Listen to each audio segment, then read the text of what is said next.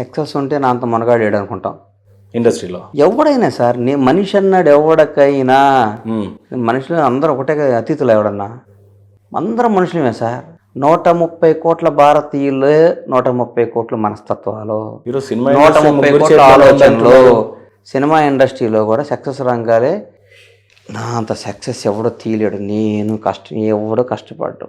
మనం మంచి సినిమా తీస్తాం, జనానికి నచ్చవచ్చు నచ్చపోవచ్చు. సినిమా ఆడకుండా ఇది ఫ్లాప్ అవుద్దని ఎవడు తీయడు ప్రపంచం. ఇది ఫ్లాప్ అవుద్దని క్లాప్ కొట్టేవాడు ఎవడంటే తీసుకురండి ఇండియాలో. ఎవడు చేస్తాడు సార్? అంతే కదా. 100 మంది నామినేషన్ వేస్తారు, 100 మందికి ఓడిపోతాడు నామినేషన్ వేస్తాడా సార్? అంతే కదా. నిజం చెప్పండి సార్. ఏదైనా హోప్తోనే. ప్రతి ఒక్కళ్ళు పవన్ కళ్యాణ్ కావాలన్నా, చంద్రబాబు నాయుడు కావాలన్నా, నారా లోకేష్ కావాలన్నా అనే కదా సార్. అందరూ ఏం అదేగా. అంతే. ఎవడో ఒకడు అవుతాడు. వాళ్ళని చూసి మనం నేర్చుకొని వాళ్ళ వెనకాల నడవాల్సిందే. కానీ మనం అవ్వాలని ట్రై చేస్తే ఇప్పుడు 53 ఏళ్ళు వచ్చినాయి కదా సార్. ఇంకేమొచ్చింది?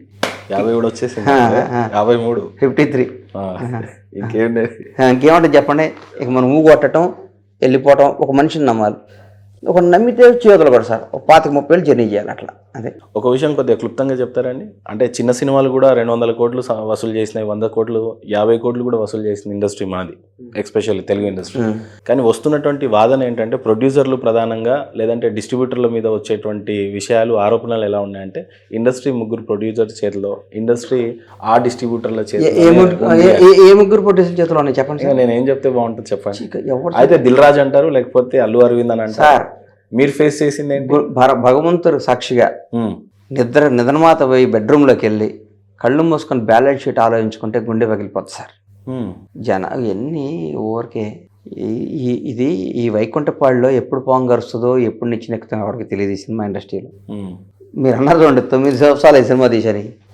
పాము గరిస్తే మళ్ళీ నిచ్చినెక్కలేని భయంతో నేను సినిమా జోలికి వెళ్ళా. పెద్ద సినిమాలకి భయపడ్డారు. భయం అంటే జాగ్రత్త పడ్డారు. జాగ్రత్తగా సార్.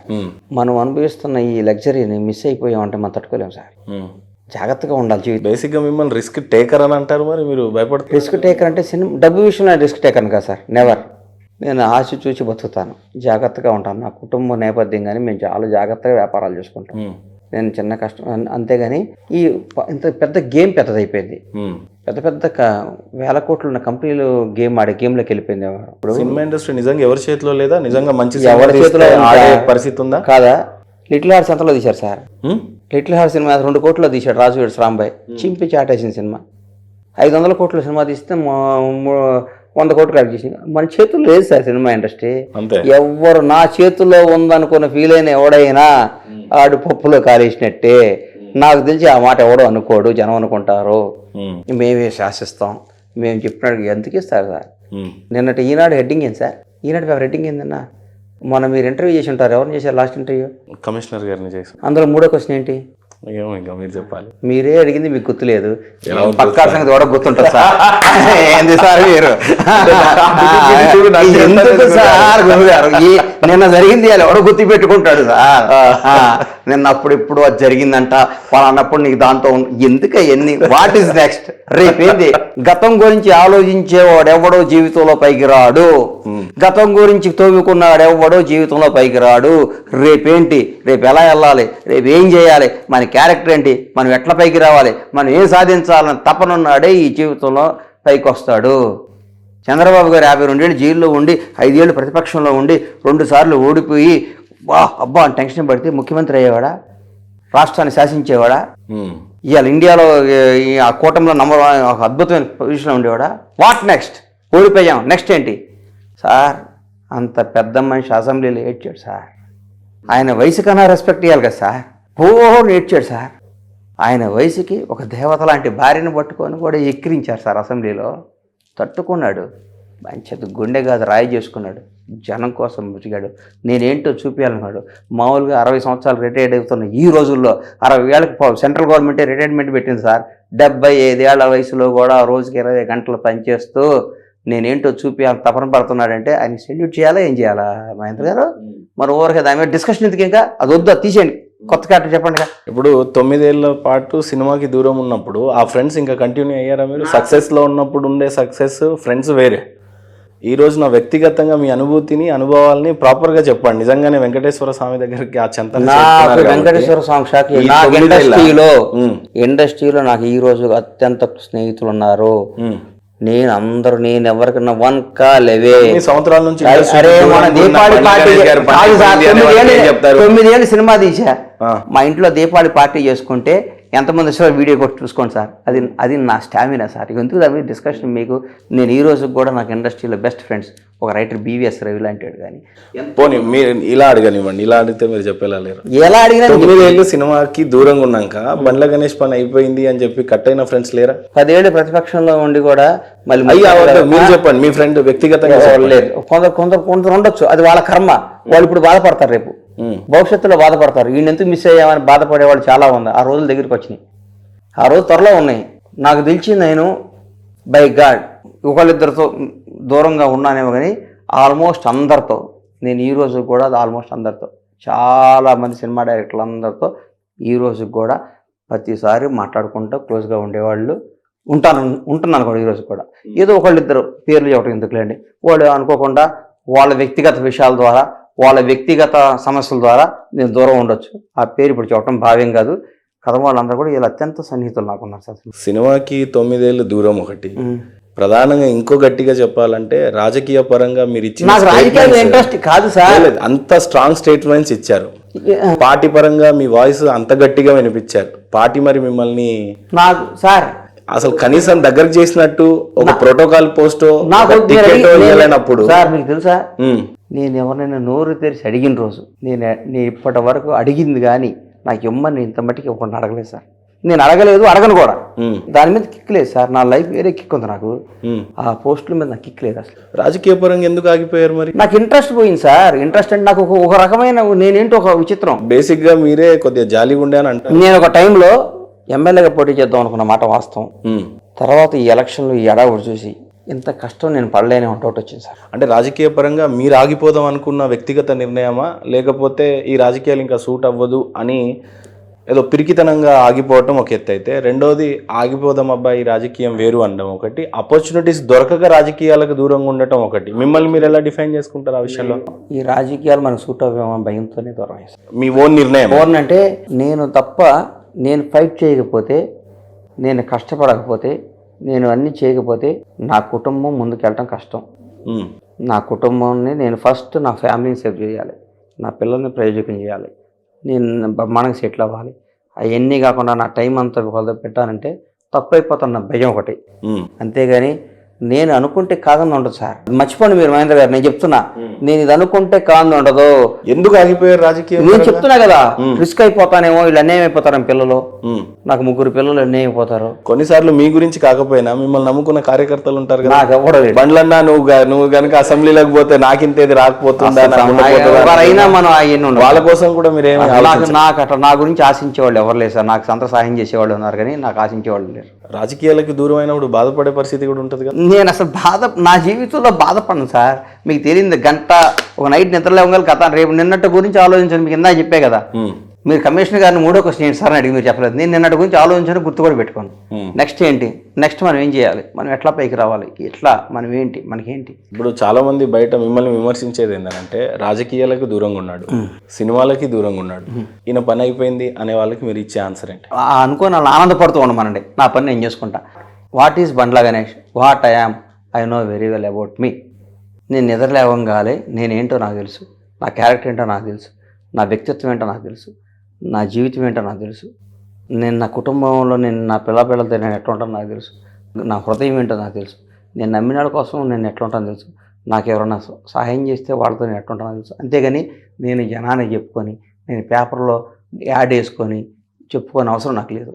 నా మనస్సాక్షికి నేను ఆన్సర్ ఇచ్చుకుంటే, నా మనస్సాక్షి నేను తృప్తిపరుచుకుంటే దానికంటే గొప్ప విజయం నాకు ఏది లేదు సార్. సుదీర్ఘ ప్రయాణం గురించి చెప్పాలంటే, సినిమాలో ఉండే అనుభూతి అంటే మీకు వచ్చినటువంటి ఎక్స్పీరియన్స్ గురించి చెప్పాలన్నా, పోనీ రాజకీయాల నుంచి నేర్చుకున్నటువంటి పాఠాల గురించి చెప్పాలన్నా ఏం చెప్తారు? ఎవడైనా కష్టపడితే బాగుంటుంది సార్. సినిమా ఫీల్డ్ అద్భుతమైన ఫీల్డ్. సినిమా ఫీల్డ్ ఎవడైనా బాగుంటుంది. కానీ ఈ టైంలో నాలంటాడు అంత పెద్ద గేమ్ ఆడే స్థాయి, అంత కెపాసిటీ లేదని భయపడుతున్నాం. ఇప్పుడు చిన్న సినిమాలకి ఎవరిదైనా ఏ స్థాయి అయినా ఎవరైనా ప్రతి ఒక్క దాంట్లో సక్సెస్ కొట్టాలని రిస్క్ ఉంటుంది కదా సార్. సక్సెస్ లేకుండా మంచి టీచరో, ఒక హెడ్ మాస్టరో, లేకపోతే ఒక బ్యాంక్ ఎంప్లాయీ అనుకోండి, వాళ్ళకి మెంత్ ఈ ఫస్ట్ జాయిన్ అయినప్పుడు 50,000 వస్తాయి, రిటైర్డ్ 1,50,000 వస్తాయి. మన రిటైర్డ్ ఒక అపార్ట్మెంట్ కొనుక్కోవచ్చు, ఈ డబ్బులు ఇంత సేవ్ చేసుకొని పిల్లల్ని చదివించుకోవచ్చు, 60 ఏళ్ళతో రిటైర్డ్ అవ్వచ్చు, 80 ఏళ్ళు నేను చచ్చిపోతే నువ్వు బతికొండగా నీకు ఇంత పెన్షన్ వస్తుంది, ఇది జీవితం, మనం ఈ 3 బెడ్రూమ్ ఫ్లాట్లో ఉండొచ్చు, ఇదమ్మా ఇంత ఖర్చు పెట్టుకోవాలి, ఈ పండగకు వస్తే ఇది కొనుక్కోవాలి, ఈ బట్టలు కొనుక్కోవాలి, మనం ఇవి కొనుక్కోవాలి అనుకునే వాళ్ళు కూడా కోట్ల మంది ఉన్నారు. నేనేమో గోల్ కొట్టాలి, అద్భుతాలు చేయాలి, ఎక్కడికో వెళ్ళాలి, అద్భుతమైన అన్ని 52 అంటున్నారు, మరి ఇంకా అద్భుతాల గురించి ఆలోచించవచ్చు. ఏదా 52 అద్భుతాలు చేస్తా సార్. ఏమో బాబు గారిని స్ఫూర్తిగా తీసుకున్నట్టున్నారు మరి మీరు. ఆయన 74, మీరు 52 అంటే 20 సంవత్సరాల తేడా. కొందరిని స్ఫూర్తిగా తీసుకోవాలి, ఆదర్శంగానే వాళ్ళని చూసుకోవాలి, కానీ వాళ్ళ స్ఫూర్తి తీసుకునే స్థాయి మంది కాదు సార్ వాళ్ళు. రాజకీయ అనుభవం గురించి ఏం నేర్చుకున్నారంటే ఏం చెప్తారు? ఏమి లేదు, మన పని మనం చేసుకోవాలి. బేసిక్గా రాజకీయాల్లో నిజం చెప్తున్నా మీకు, ఎవ్వరు ఎవరికి సహాయం చెయ్యరు. రాజకీయాల్లో సహాయం ఎక్స్పెక్ట్ చేయటం కూడా తప్పే. మనం ఎక్స్పెక్ట్ చేస్తే మన పతనానికి నాంది.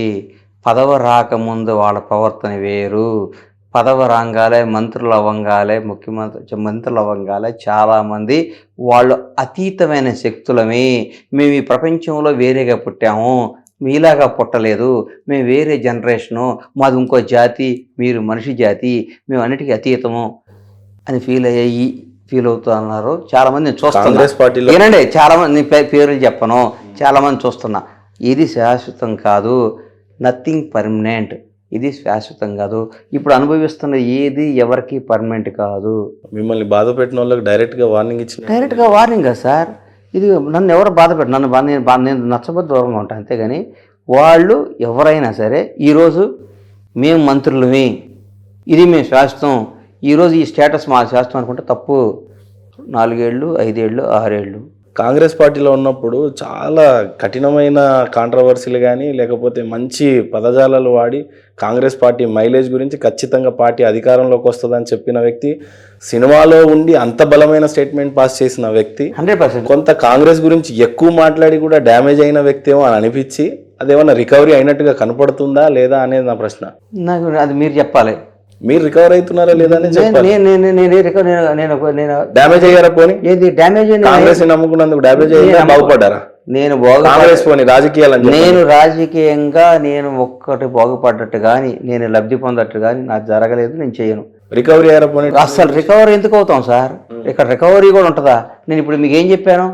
మనతో తిరిగి మనతో సన్నిహితంగా ఉండి, నువ్వు లేకపోతే నీవు లేవు, నువ్వు ఉండన్నాళ్ళు మంత్రులు పెద్ద పెద్ద పదవులు రాగాలే, మేము అతీత శక్తులుగా ప్రవర్తించే వాళ్ళకి మీకు చెప్తున్నా, ఇది శాశ్వతం కాదు. నిజంగా ఉంటాయంటారా రాజకీయాల్లో నాయకులకు ఉన్న లక్షణాలు? 200%. అందులో డౌట్ ఏముంది? అందులో డౌట్ ఉందా? అందుకని మనం ఏ రాజకీయ నాయకుడి దగ్గర గురించి ఏది ఎక్స్పెక్ట్ చేయకూడదు.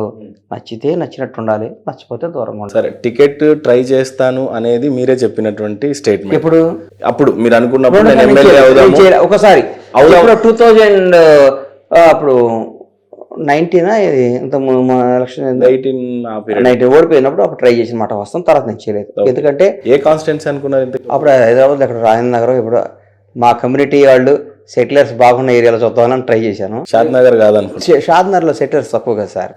మేము సెటిలర్స్, అది ఎక్కడ ఆంధ్ర నుంచి వచ్చి సెటిల్ అవ్వడం కాబట్టి ట్రై చేశాను.